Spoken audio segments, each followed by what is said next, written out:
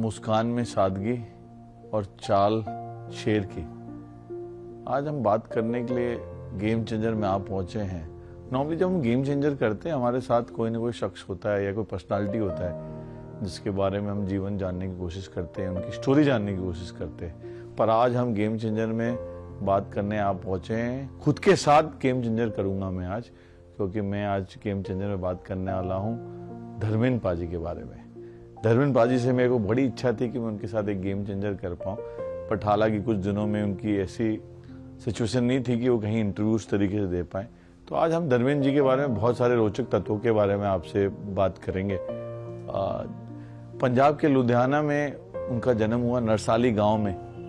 कृष्ण देवल और संतवंत कौर के घर में जन्मा एक बच्चा, जो आगे चल के भारतीय सिनेमा की उन्होंने तस्वीर बदल के रख दी।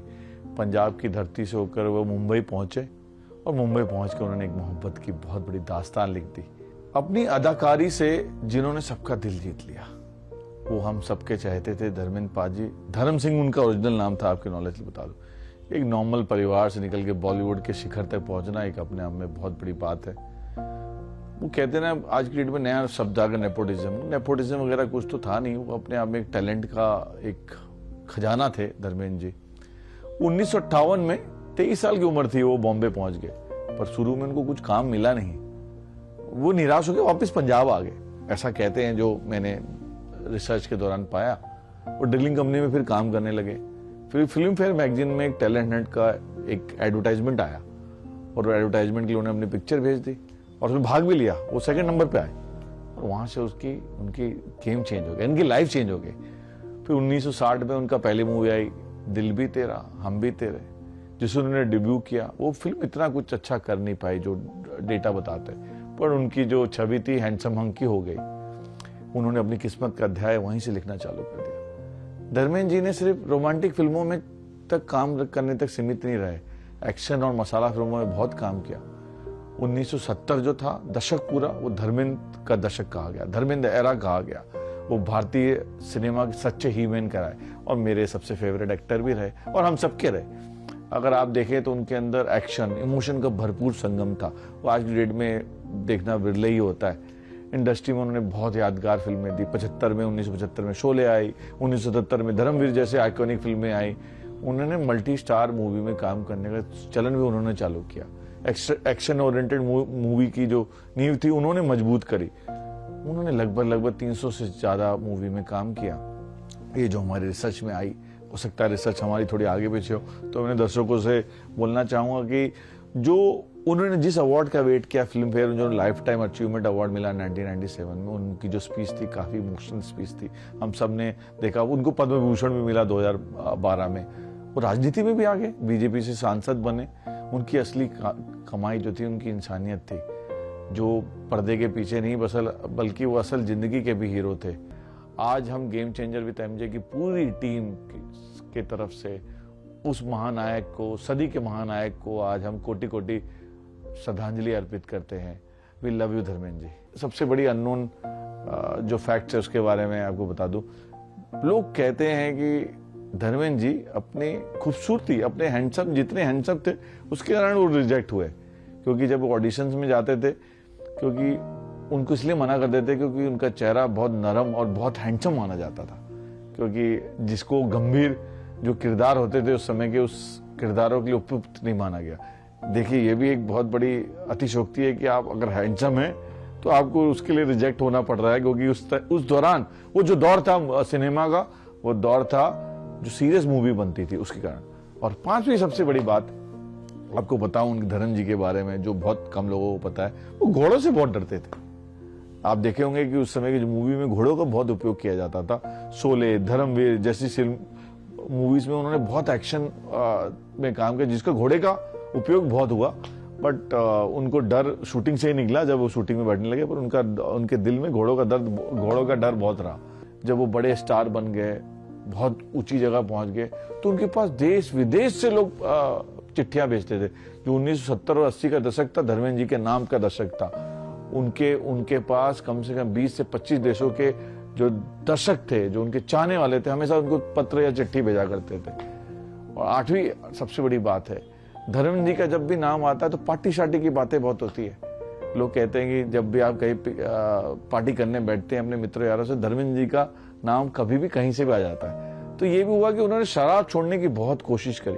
उन्होंने कई इंटरव्यू में ये बात माना भी कि उन्होंने शराब से दूरी बनाने की कोशिश करी और अपने दोस्तों और परिवार से मिलकर इसमें काफी हद तक उन्होंने कंट्रोल भी कर लिया। और 9वीं सबसे बड़ी बात, तो 9th जो उनके बारे में अननोन फैक्ट जो हमारी टीम ने हमें ला के दिया, उन्होंने कभी भी एक्शन सीन करने के लिए, मैं आपको कह रहा हूं ऑन रिकॉर्ड, कभी भी एक्शन सीन करने के लिए, जो आज की डेट में जितने भी एक्शन हीरोज आए पीछे भी और अभी भी, सब बॉडी डबल का यूज करते। उन्होंने कभी भी बॉडी डबल का यूज नहीं किया। 10वीं सबसे बड़ी बात है, उनका अपने गांव से और खेती से गहरा जुड़ाव रहा। वो कहते भी थे अगर मैं स्टार नहीं बनता तो मैं शायद फार्मर रहता या मैं खेती या किसानी कर रहा होता। धर्मेंद्र जी को आप देखें तो वो अपने में से एक आदमी दिखता था। इतने मशहूर होने के बाद भी धर्मेंद्र जी का जो दिल था पंजाब की मिट्टी में ही बसता था। जब भी उनको समय मिलता है वो खेती किसानी, घर में जाके वो गांव की जो याद थी उनके दिल में हमेशा से जुड़ी रही। वो इमोशनली हमेशा कनेक्ट रहे अपने गांव से और पंजाब से, और खासकर अपनी धरती से, अपनी जमीन से कनेक्टेड रहे। 11वीं सबसे बड़ी बात, उनकी जो पहली सैलरी थी 51 रुपए थी। 51 रुपए, हाँ जी, आप सुन के आपको बड़ा सरप्राइज होगा। बड़े सुपरस्टार बनने से पहले धर्मेंद्र जी की जो पहली सैलरी थी, शुरुआती दौरान में जब वो काम करने लगे, उनकी सैलरी 51 रुपए थी। जो सबसे पहले उन्होंने जाके क्या किया पता है आपको? उन्होंने अपनी माँ के हाथ में रख दी 51। ये थे धर्मेंद्र जी जो अपनी माँ के दुलारे थे। जो पहली कमाई करी उन्होंने जाके सीधा अपनी माँ के हाथ में रख दी, ये लीजिए माता जी 51 रुपए मैंने किया। और जैसा मैंने बताया आपको कि फिल्मों में जब वो जाने के लिए 1958 में निकले, उनको शुरुआती दौर पे इतनी सफलता नहीं मिली, वो वापिस आए। वो फिर से जब निकले तो जब बॉम्बे में वो सफर करते थे, जब बॉम्बे पहुंचे, वो लोकल ट्रेन के डिब्बों में उन्होंने बहुत सफर किया क्योंकि उस समय पैसे की कमी थी हाथ में। और 13वीं सबसे बड़ी बात है, जो 13th अननोन फैक्ट है, धर्मेंद्र जी के आदर्श हमेशा से दिलीप कुमार है। उन्होंने अपने करियर के शुरुआती दिनों में दिलीप कुमार को, यीशु साहब को अपना भगवान मानते थे। उनसे बड़ा ना अदाकार ना आया है ना आएगा। अगर हम धर्मेंद्र जी और दिलीप कुमार के बारे में बात करें, जो उन्होंने पिक्चरें भी साथ में बहुत अच्छी खासी करी, वो उनको, यूसुफ साहब को, दिलीप जी को अपना भगवान मानते थे। उनका आदर्श सबसे बड़ा कोई था तो वो यूसुफ साहब को मानते थे। आपको 14th, आपको दूसरा अननोन फैक्ट बताता हूं उसके बारे में। उनको शोले में वीरू का रोल कैसे मिला? उनको शोले में वीरू का रोल एक नॉर्मल बातचीत के दौरान मिला। कहानी सुनते ही उन्होंने कहा कि ये रोल तो मैं ही करूंगा। जब उनको कहानी सुनाई गई तो उन्होंने कहा कि जो वीरू का रोल है, ये रोल मैं दिल से कर सकता हूं। जो उनकी एनर्जी देख के जो राइटर्स थे, उन्होंने तुरंत उन्हीं को फाइनल कर दिया। आप देखिए, this is the destiny. I think जो राइटर थे उनको और किसी रोल के लिए कन्विंस करने गए थे, बट उन्होंने खुद कहा कि वीरू का रोल मैं करना चाहूंगा, और उनकी जो इंटरेस्ट को देखते हुए लेखक ने उन्हीं को दे दिया। बॉडी बिल्डिंग में उनकी जो इंटरेस्ट था, मैं आपको दूसरा अननोन फैक्ट बताता हूँ। जो धर्मेंद्र जी का आपने बॉडी देखी है, उस समय जिम का इतना कल्चर नहीं था, बट तो भी उनका बॉडी बिल्डिंग में बहुत ज्यादा इंटरेस्ट रहा था। उन्होंने इंडिया में फिटनेस कल्चर को लाने वाला कोई है, मैं कहूंगा धर्मेंद्र जी है। और दूसरा अननोन फैक्ट मैं बताता हूँ, उनको, आपको बहुत कम लोगों को पता होगा कि शायरी, गजल का, कविता लिखने का उनको बड़ा शौक था। कम लोग जानते हैं कि उनको शायरी भी लिखने का शौक था। उन्होंने अपने जीवन के जो आम अनुभव होते हैं वो शायरी शायरियों में बहुत उन्होंने पिरोया है। आपको जब समय मिलेगा उनकी शायरियाँ भी हम आपको पढ़ के बताएंगे। दूसरा आपको मैं फैक्ट बताता हूँ उनके बारे में कि वो पॉलिटिक्स में आ गए। पॉलिटिक्स में आने के बाद भी उनका जो मन था वो लगा रहा सिनेमा में, बॉम्बे की, बॉलीवुड में। वो संसद बन गए। संसद बनने के बावजूद भी उनका दिल जो था वहीं बसता था। वो राजनीति सिर्फ जिम्मेदारी समझ कर उन्होंने निभाई, क्योंकि उनको लगता था कि भाई हम फिल्म स्टार है तो हमारी भी कोई ना कोई जिम्मेदारी बनती है देश के प्रति, समाज के प्रति। तो उन्होंने वो सांसद बन के वो निभाई। बट लाइक आई सेड कि उनका दिल और दिमाग वहीं लगा रहा। तो ये धर्मेंद्र जी के कुछ अननोन फैक्ट बताए हमने आपको। धर्मेंद्र जी के बारे में आपको उनके लव लाइफ के बारे में, उनके प्रेम संबंधों के बारे में भी थोड़ा बहुत अननोन फैक्ट्स जो हमने टीम से निकाला उसके बारे में। उनका जो बचपन का प्यार रहा है, प्रकाश जी कौर रही हैं। धर्मेंद्र का पहला और पारिवारिक विवाह उनसे ही हुआ। जो फिल्म में उस समय वो स्ट्रगल कर रहे थे, और वो एक सीधी सादी पारंपरिक पंजाबी शादी थी।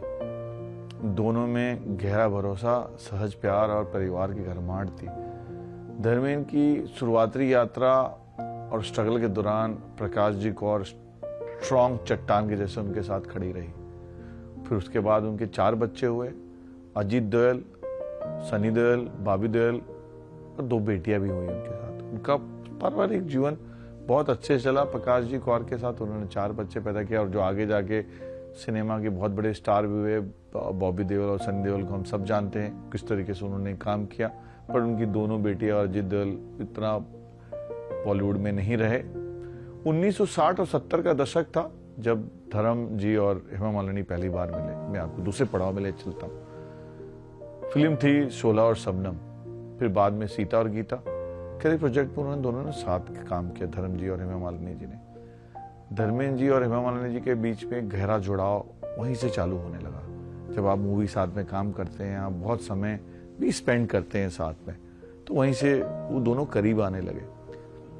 हेमा मालिनी जी उस समय की बहुत सफल और खूबसूरत हीरोइनों में से थी और धर्मेंद्र जी थे उस समय के सबसे बड़े सुपरस्टार, हमारे ही मैन थे धर्मेंद्र जी। तो वो जब साथ में काम करने लगे, इधर हेमा मालिनी जी थी जो बहुत खूबसूरत और अपने आप में एक बहुत बड़ा नाम बन रही थी, और धर्मेंद्र जी अपने आप एक शिखर में बैठे हुए थे। दोनों की जो ऑन स्क्रीन केमिस्ट्री थी दर्शकों के दिल में बहुत भा गई। लोगों को एक स्पार्क नजर आया उनमें, क्योंकि उसके बाद भी उनका रिश्ता इतना आसान नहीं हुआ। एक तरफ परंपरा और दूसरी तरफ परिवार, और फिर दिल की खामोश पुकार चल रही थी आपस में। क्योंकि जब कहते हैं जब आप नजदीक आ जाते हैं तो फिर there is the end that you get married only, आपकी फिर शादी होना तय हो जाती है। बट उनके बीच का जो कहते हैं ऐसा नहीं कि प्यार हुआ और शादी हो गई बहुत जल्दी, क्योंकि धर्मेंद्र जी ऑलरेडी विवाहित थे और दिल की जो दुविधा थी धर्मेंद्र जी के लिए आई थिंक ये सबसे कठिन समय था। वो कहते हैं ना, जब आपने एक बार ठान लिया चीज को करना, धर्मेंद्र जी इसी के लिए जाने जाते थे इंडस्ट्री में। जो एक बार कह देते थे वो उनको करना उनके लिए एक पत्थर की लकीर हो जाती। अच्छा, इस पूरे प्रकरण में इनको दोनों को करीब लाने में हेमा मालिनी जी की माँ और लता जी ने बड़ी अहम स्ट्रांग भूमिका निभाई। फिर उनकी नई जिंदगी चालू हुई जब विवाह हुई, 2 बेटियां आई, अलग तरीके से संसार हो गया। धर्मेंद्र जी और हेमा मालिनी जी की 2 बेटियां हुआ जो हम सबको पता है, ईशा देओल और आहना देओल। ईशा जी तो बॉलीवुड में मूवीज में भी बहुत काम किया, आहना अभी शादी करके शी सेटल। उन्होंने कोशिश करी कि हमेशा अपनी बेटियों को स्पॉटलाइट से दूर करके रखा जाए। जब वो परवरिश हो रही थी उन्होंने दूर रखा ताकि किसी तरीके से विवाद का या मीडिया का कोई दबाव ना पड़े। ये दिखाता है कि किस तरीके मैच्योरिटी और अंडरस्टैंडिंग का इक्वेशन धर्मेंद्र जी ने इन सब में बैठाया था। और हर किसी को लगता था कि हेमा मालिनी जी तो ग्लैमर और शोहरत में जी रही हैं, लेकिन सच ये है कि शादी में संयम और धैर्य चाहिए होता है। आत्मसम्मान को भी उन्होंने दिखाया इस तरीके से कि किस तरीके से शांति और धैर्य से भी जीवन निकाला जाता है। उन्होंने कभी भी धर्म जी से अपने रिश्तों को शोर या ड्रामा नहीं बनाया। जिस डिग्निटी से उन्होंने इस रिलेशन को निभाया हेमा मालिनी जी ने, वो भी काफी काबिले तारीफ है। उन्होंने सिर्फ इज्जत और सादगी को ही प्राथमिकता दी, पर क्योंकि आप जिस फील्ड में आते हैं वो कर पाना, बॉलीवुड में रहते हुए ये कर पाना, क्योंकि आप हमेशा स्पॉटलाइट में रहते हैं। अगर आज भी अगर आप देखें तो दोनों परिवार के बीच में प्यार इज्जत भरपूर रहा, जो हमने देखा भी। धर्मेंद्र जी जब गए भी, जिस तरीके से हमने दोनों परिवार को साथ में देखा, मैंने कोई कटुता नहीं देखी कभी भी मीडिया में कहीं भी आते हुए। और धर्मेंद्र जी का ही ये परवरिश का हिस्सा था कि दोनों परिवार सम्मान से और प्यार से आपको दिखे।